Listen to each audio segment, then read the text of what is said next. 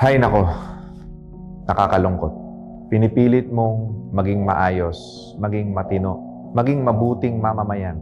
Kaso nga lang, ninanakaw lang ng mga walang kakwenta-kwentang empleyado, politiko sa gobyerno ang pera natin. Nakakalungkot isipin, matapos mong mag-contribute para mapaganda yung kalsada, yung ospital, yung pabahay sana na po pwedeng mapunta na lang doon sa mas nangangailangan. Yung hanap buhay na po pwede sanang ma-provide sa mga taong nangangailangan ng trabaho. Yung bilihin na pababa man lang sana, pero nang dahil sa korupsyon ng mga iilang tao sa gobyerno, kaya nagkaganito ang bansa natin. Kung ikaw ay isang Pilipino, talaga namang dismayado ka na sa panahon natin ngayon. Para bang wala ka nang mapiling matino. Lahat na lang lolokohin ka. Lahat na lang iisahan ka. Dahil ang sabi nila, wala kaming magagawa. Parte ito ng sistema sa gobyerno. Kaya ngayong taon na to, umpisahan natin palaganapin ang movement na ito.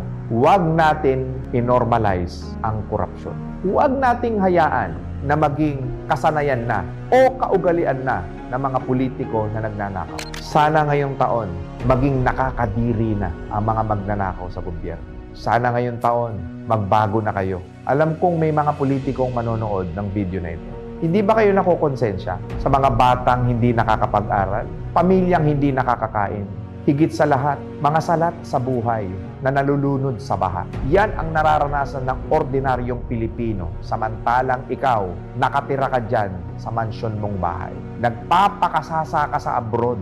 Binibili mo yung mga bagay na gusto mo. Gumagastos ka sa mga bagay na sobra-sobra na, hindi na makatao.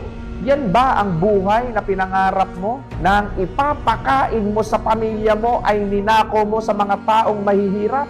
Yan ba ang buhay na gusto mo? Na yung pinagpapakasasa mo ay nanggaling doon sa maralitang Pilipino. Ikaw na politiko, pinagtiwalaan ka, pinaniwalaan ka, na ikaw sana ang pupwedeng kahit papaano makatulong sa mga taong mas nangangailangan. Pero tignan mo itong ginawa mo.